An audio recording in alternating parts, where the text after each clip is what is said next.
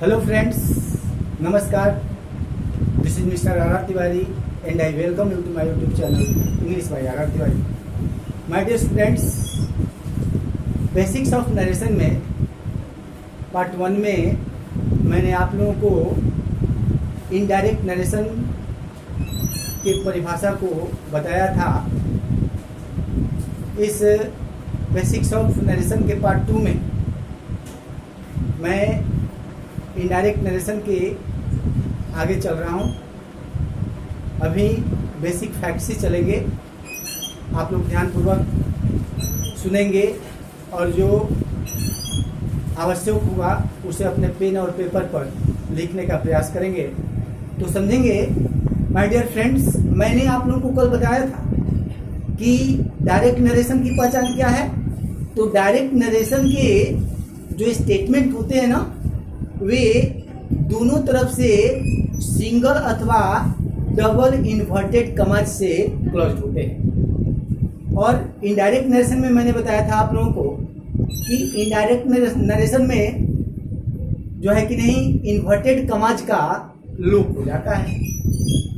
तो मैं एक डायरेक्ट नरेशन के एग्जाम्पल को प्रेजेंट कर रहा हूं और उसे इनडायरेक्ट नरेशन में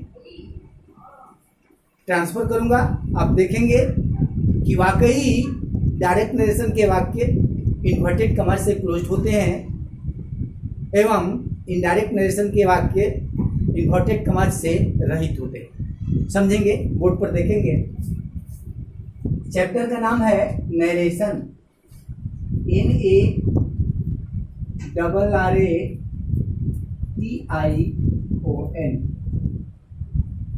ठीक है my dear students, I am going to write an example of direct narration. As for example, Ram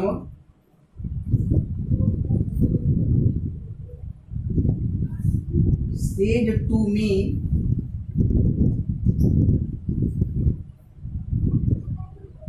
I am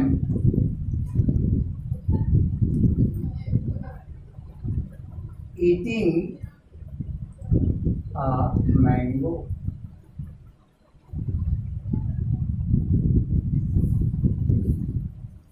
ये डायरेक्ट नरेशन का वाक्य है मेरे छात्रों। आप देखेंगे कि इसमें जो स्पीकर का स्टेटमेंट है वो इन्वर्टेड कमाज से दोनों तरफ से क्लोज्ड है। अब इसे मैं इनडायरेक्ट नरेशन में बदलने जा रहा हूं, आप लोग देखेंगे। Ram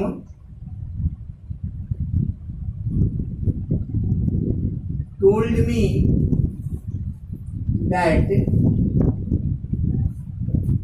he was eating a mango.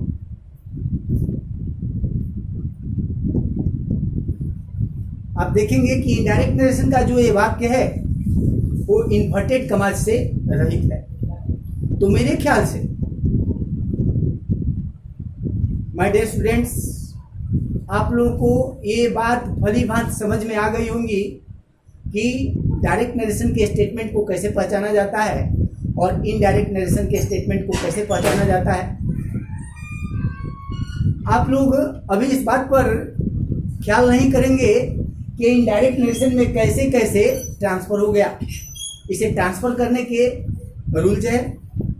अभी हम नरेशन के कुछ इंपॉर्टेंट टर्म्स को समझेंगे, उसके आगे जो रूल्स होंगे उसे आप लोगों के समक्ष मैं प्रेजेंट करूंगा। समझेंगे। तो माय डियर स्टूडेंट्स, नरेशन से संबंधित कुछ इंपॉर्टेंट टर्म्स होते हैं। Write in your copy some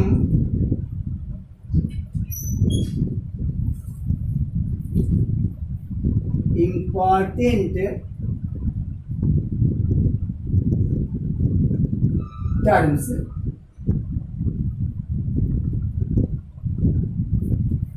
related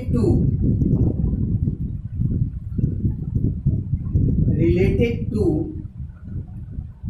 narration. Okay,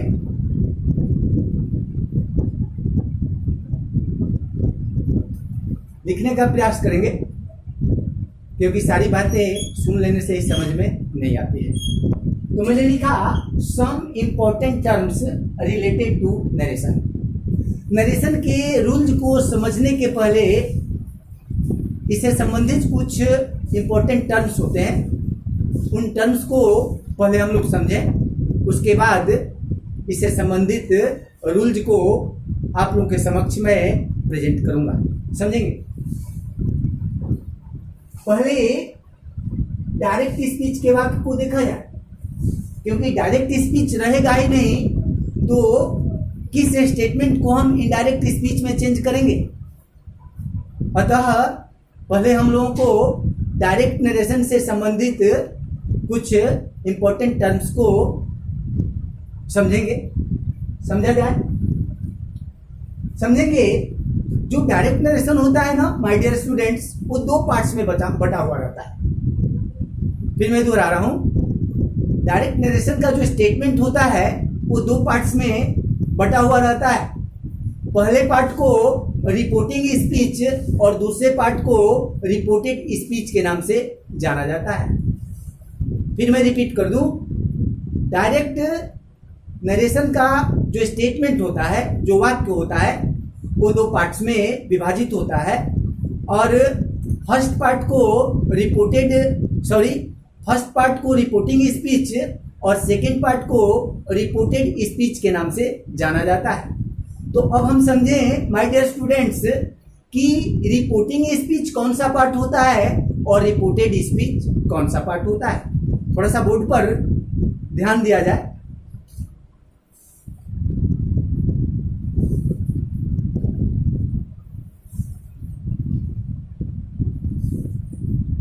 देखेंगे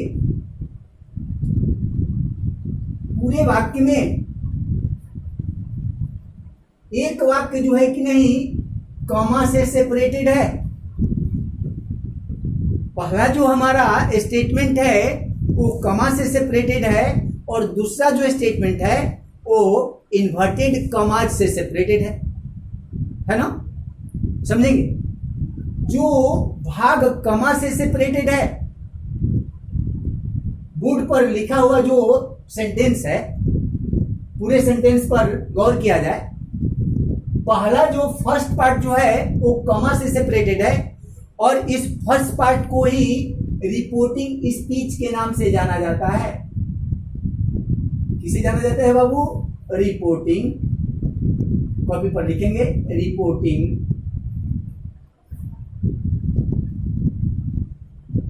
स्पीच।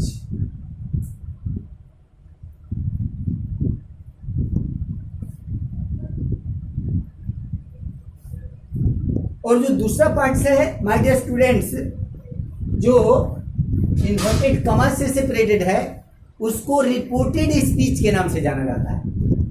क्या मैंने कहा? Reported speech. ठीक है, इसे क्या कहेंगे? Reported speech. First one part is called reporting speech and second one part is called reported speech. ठीक है, आप लोग घबराएंगे नहीं। आर तिवारी आप लोगों के लिए यूट्यूब चैनल पर इंग्लिश ग्रामर को बिल्कुल आसान बनाने के लिए ही आया है। आप लोग मेरे एक एक वीडियो को गौर से देखेंगे तब आपको लगेगा कि अंग्रेजी ग्रामर समझ की चीज है, ग्रामर याद करने की चीज नहीं होती है। समझेंगे माय डियर स्टूडेंट्स? अब हम फर्स्ट वन पार्ट को समझेंगे जिसे रिपोर्टिंग स्पीच कहेंगे। हम इसे क्या कहेंगे अथवा क्या कहा जाता है? रिपोर्टिंग स्पीच कहा जाता है। ठीक है, ये रिपोर्टिंग स्पीच क्या होता है माय डियर स्टूडेंट्स? रिपोर्ट का मतलब क्या होता है? सूचित करना, सूचना देना, है ना? जो कोई सूचना देता है ना, तो जिस वाक्य के माध्यम से वो सूचना देता है वही वाक्य रिपोर्टिंग स्पीच कहलाता है। और सूचना में जो जो कहता है वही वाक्य रिपोर्टेड स्पीच के नाम से जाना जाता है।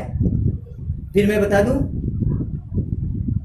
जिस वाक्य के माध्यम से स्पीकर किसी बात का रिपोर्ट करता है, किसी बात की सूचना देता है, उस स्टेटमेंट को रिपोर्टिंग स्पीच कहेंगे। और अपने सूचना में वो क्या क्या लिखवाता है, उन लिखवाने वाले सूचनाओं को रिपोर्टेड स्पीच के नाम से जाना जाता है। As for example, I have already written an example on the board. देखा जाए, reporting speech, Ram said to me, Ram ने मुझसे कहा, ये सूचना दिया हमें, राम ने हमें सूचित किया। Ram said to me, Ram ने हमें सूचित किया, है ना। तो ये जो जिस वाक्य के माध्यम से ये इस बात को कहा गया, वो बात रिपोर्टिंग स्पीच हो गई। और सूचना क्या दिया जी, I am eating a mango, मैंने बताया ना। सूचना देने वाले को रिपोर्टिंग स्पीच, और सूचना में वो क्या क्या देता है उसे रिपोर्टेड स्पीच के नाम से जाना जाता है। तो सूचना दे दिया गया, Ram said to me, Ram ने हमसे सूचित किया, राम ने हमसे कहा, है ना। और जिस बात को कहा वही बात क्या हो जाएगा माय डियर स्टूडेंट्स, जैसे कि आई एम ईटिंग अ मैंगो, एक क्या हो गया, रिपोर्टेड स्पीच हो गया। और एक क्या हो गया, Ram said to me, reporting speech हो गया। बात समझ में आ गई? ठीक है, ओके। अब आगे बढ़ते हैं।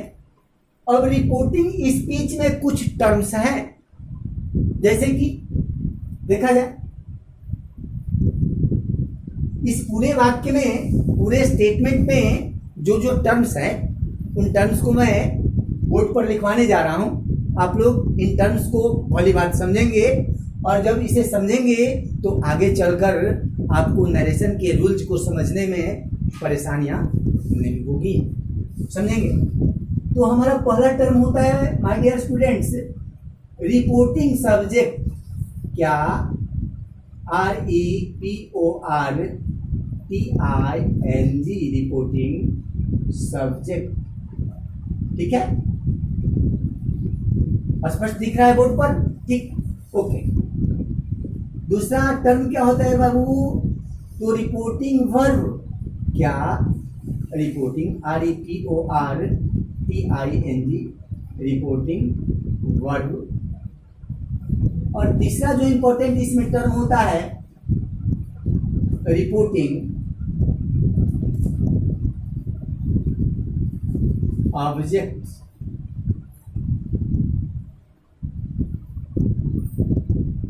ठीक है, स्पष्ट दिख रहा है ना? ठीक है, ओके। अब इसमें थोड़ा सा चलते हैं। इसमें भी होता है रिपोर्टेड सब्जेक्ट। चूंकि ये वाक्य रिपोर्टिंग स्पीच का है, आप लोग गौर करेंगे इस वाक्य के लिए, है ना, हर जगह रिपोर्टिंग रिपोर्टिंग रिपोर्टिंग रिपोर्टिंग लगा हुआ है। तो जैसे ही रिपोर्टिंग शब्द लगे और आपसे कोई क्वेश्चन करें, तो आपका ध्यान रिपोर्टेड स्पीच पर नहीं, आपका ध्यान रिपोर्टिंग स्पीच पर आ जाना चाहिए, है ना। तो देख रहे हैं, इस स्टेटमेंट से संबंधित जो भी टर्म है उसके लिए reporting subject, reporting verb, reporting object वगैरह वगैरह का प्रयोग किया गया है। अब इस टर्म से जो इस स्टेटमेंट से जो टर्म संबंधित होगा उसे हम रिपोर्टेड के नाम से राइट करेंगे। तो REPORTED, रिपोर्टेड सब्जेक्ट। पांचवा रिपोर्टेड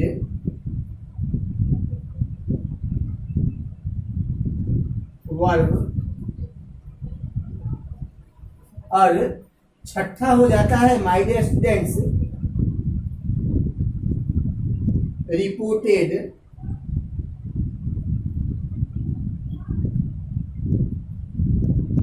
ऑब्जेक्ट। और अदर वर्ड्स।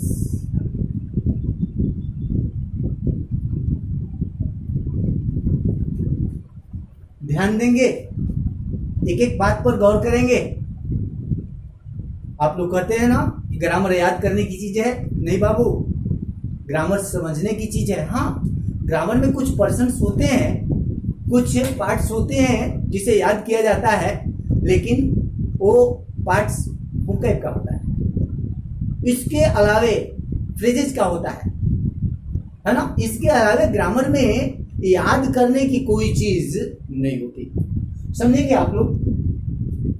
मैंने नरेशन से रिलेटेड टर्म्स को, है ना, 6 भाग में बांट दिया है, 1 2 3 4 5 एंड 6, है ना। इस टर्म के लिए reporting subject, reporting verb, reporting object. इस टर्म के लिए reported subject, reported verb, reported object और अदर वर्ड्स। समझेंगे ये रिपोर्टिंग सब्जेक्ट क्या होता है, रिपोर्टिंग वर्ब क्या होता है, रिपोर्टिंग ऑब्जेक्ट क्या होता है। तो मैंने पहले ही आपको बताया कि जब रिपोर्टिंग लगा के कोई क्वेश्चन करें तो आपका ध्यान रिपोर्टिंग स्पीच पर आना चाहिए। मैंने बताया फर्स्ट ऑफ ऑल आपको कि यहां से यहां तक, कमा तक वाले भाग को रिपोर्टिंग स्पीच के नाम से जाना जाता है। ऐसे मैंने बोर्ड पर भी लिख दिया है। इस पूरे स्टेटमेंट को क्या कहेंगे, रिपोर्टिंग स्पीच। अब रिपोर्टिंग स्पीच से संबंधित कुछ और टर्म्स हैं, जैसे रिपोर्टिंग सब्जेक्ट।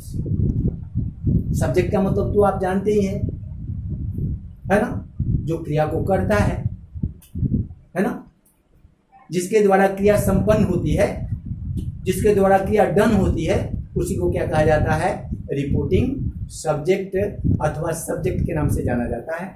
समझेंगे। अब आपसे मैं पूछ रहा हूं, ये सेड, SAID जो वर्ब है ना, ये से का मतलब क्या होता है माय डियर स्टूडेंट्स, कहना होता है। तो कहने का काम कौन कर रहा है माय डियर स्टूडेंट्स, क्या मी कर रहा है। तू तो प्रीपोजिशन है तो बोलेगा नहीं। क्या राम कर रहा है, हाँ, कहने का काम राम ही कर रहा है। इस स्टेटमेंट के अर्थ को देखा जाए, Ram said to me, Ram ने मुझसे कहा। तो सब्जेक्ट को निकालने के लिए वर्ब के साथ हु का प्रयोग किया जाता है। हु सेड टू मी, आपका आंसर मिलेगा राम सेड टू मी, यानी राम ने मुझसे कहा। किसने मुझसे कहा, तो राम ने मुझसे कहा। तो हमारा रिपोर्टिंग सब्जेक्ट क्या हुआ माय डियर स्टूडेंट्स, तो राम होगा। तो इसके सामने क्या लिख देंगे, राम। हमारा रिपोर्टिंग सब्जेक्ट में क्या गया, इस वाक्य के अनुसार राम आ गया ना, ठीक है, ओके। अब आते हैं रिपोर्टिंग वर्ब पर। इसके अंतर्गत जो मेन वर्ब है वही रिपोर्टिंग वर्ब कही जाएगी। तो मेन वर्ब क्या है, सेड है, तो ये हमारा क्या हो गया, रिपोर्टिंग वर्ब सेड। अब रही बात रिपोर्टिंग ऑब्जेक्ट की, किससे कहा, क्रिया के साथ किससे लगा दीजिए ना, आपका ऑब्जेक्ट मिल जाएगा। तो हु सेड टू मी कहा, तो Ram said to me answer मिला, है ना।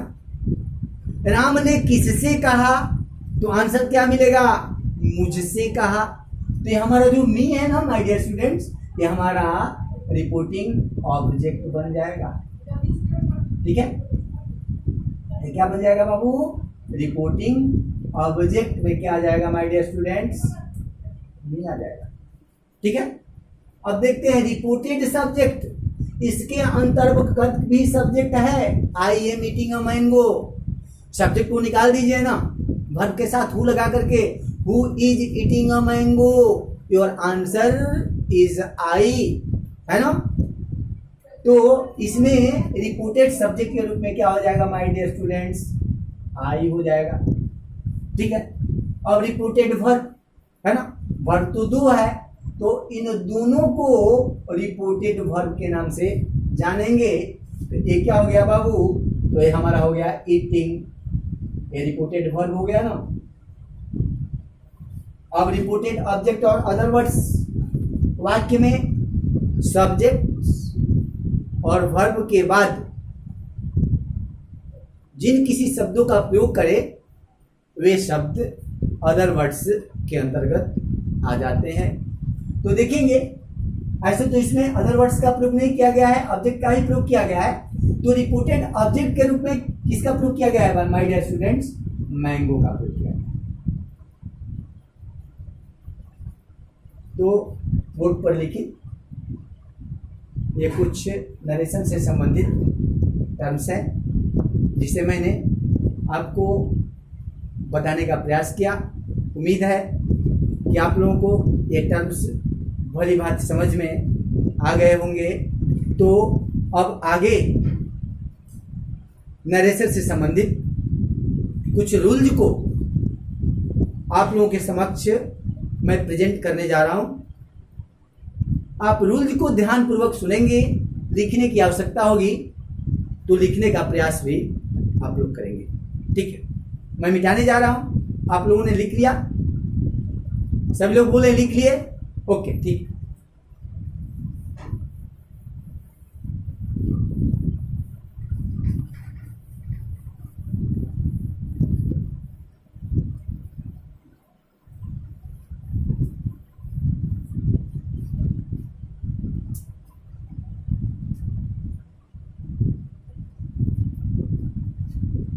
Rules for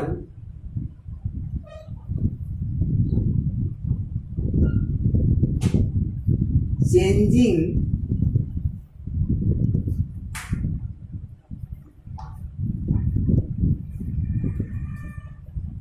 direct speech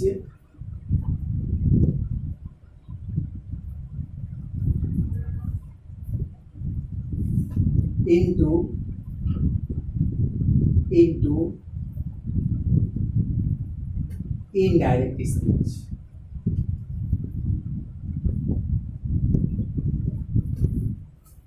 क्या मैंने कहा? Rules for changing direct speech into indirect speech, यानी प्रत्यक्ष कथन को अप्रत्यक्ष कथन में बदलने के लिए, डायरेक्ट नरेशन को इनडायरेक्ट नरेशन में चेंज करने के लिए, परिवर्तन करने के लिए, बदलने के लिए कुछ रूल्स होते हैं। आप लोग उन नियमों को ध्यानपूर्वक सुनेंगे, देखेंगे। तो rules for changing direct speech into indirect speech.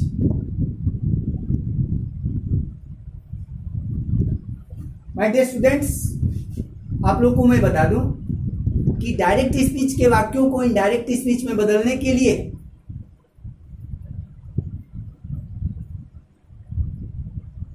दो नियमों को प्रयोग में लाया जाता है। दो नियमों का प्रयोग किया जाता है। पहला रूल होता है general rule, GENERAL, general rule. और दूसरा होता है my dear students special rule, SPECIAL, special rule. अथवा आजकल के नई नई पुस्तकों में स्पेशल रूल्स के लिए एक नया शब्द भी छपा है जिसे गोल्डन रूल के नाम से भी जाना जाता है। इसे गोल्डन रूल भी कहा जाता है। स्पेशल रूल को गोल्डन रूल्स के नाम से भी हम जानते हैं। किसी किसी पुस्तक में गोल्डन रूल्स नाम करके है ना राइट किया गया है, समझेंगे। तो इसमें दो रूल हो गए, एक जनरल रूल और एक क्या हो गया my dear students? Special rule. तो first of all we should consider about the general rule. सर्वप्रथम हम लोग सामान्य नियम पर विचार करेंगे। इसको हिंदी में सामान्य नियम कह सकते हैं। सामान्य नियम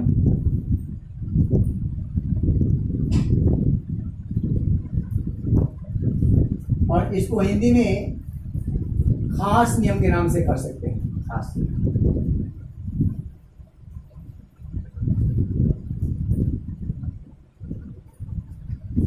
बोलने के क्रम में मैं कुछ भोजपुरी टर्म्स का भी प्रयोग कर रहा हूँ ताकि आप लोग को भली बात समझ में आ जाए।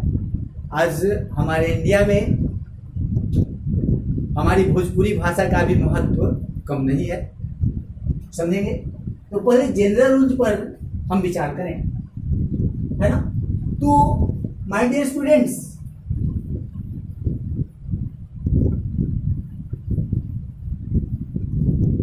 जनरल रूल्स को 3 पार्ट्स में बांट दिया गया है। मेनली जनरल रूल्स को कितने पार्ट्स में बांटा गया है? 3 भागों में बांट दिया गया है, समझेंगे। General rule, GENERAL, general rule, इसको 3 पार्ट में बांटा गया है माय डियर स्टूडेंट्स।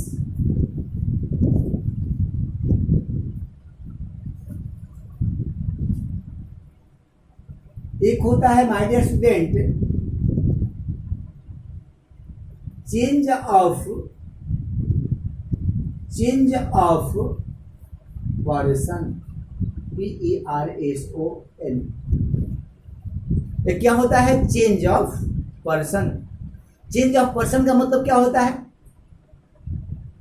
पर्सन में हम कैसे कैसे बदलाव करते हैं। जब डायरेक्ट स्पीच में जो पर्सन प्रेजेंट होता है, दिया हुआ रहता है, उसको इनडायरेक्ट नरेशन में लाते हैं तो उसे कैसे हम चेंज करते हैं, ऐसा इसमें बताया जाता है, चेंज ऑफ पर्सन। दूसरा पार्ट क्या होता है my dear student? Change of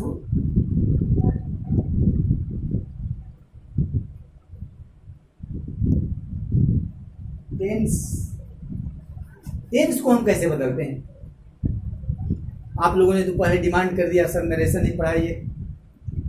मेरे ख्याल से पहले टेंस ही पढ़ाना उचित था, क्योंकि जब टेंस समझ में आप लोग को आ जाएगा तो नरेशन में आपको कोई दिक्कत नहीं होगा।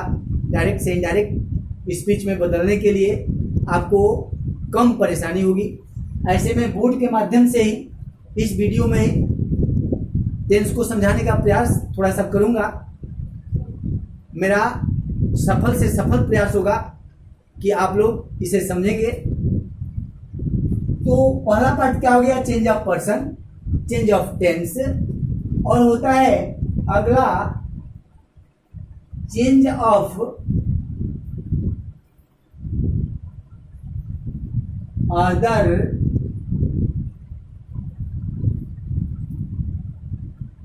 Parts of speech. क्या मैंने कहा? Change of other parts of speech, यानी पर्सन के अलावे, टेंस के अलावे आपके डायरेक्ट नरेशन के वाक्य में जो भी शब्द होंगे उन शब्दों में किस तरह से बदलाव करेंगे, इसका नियम इस सेक्शन के माध्यम से बताया जाता है। टेंस का चेंजिंग कैसे करेंगे, इस नियम को चेंज ऑफ टेंस के माध्यम से बताया जाता है। पर्सन का चेंजिंग कैसे करेंगे, इसका रूल्स चेंज ऑफ पर्सन के माध्यम से बताया जाता है। तो हमारा पहला पार्ट होगा चेंज ऑफ पर्सन। देखेंगे कि चेंज ऑफ पर्सन के अंतर्गत पर्सन को कैसे कैसे चेंज किया जाता है, समझेंगे। थोड़ा सा मैंने जो बोर्ड पर लिखा है उन शब्दों को उतार लिया जाए, तो फिर मैं अगला टर्म आपको बताऊंगा, तो थोड़ा सा लिख लिया जाए।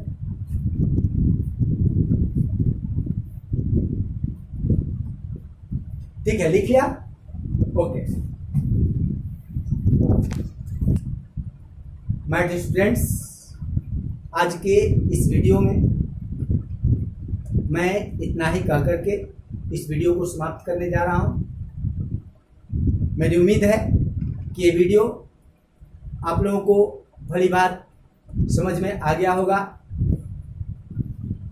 Now will meet again with the next video of basics of narration. तब तक के लिए very nice, thanks all of you.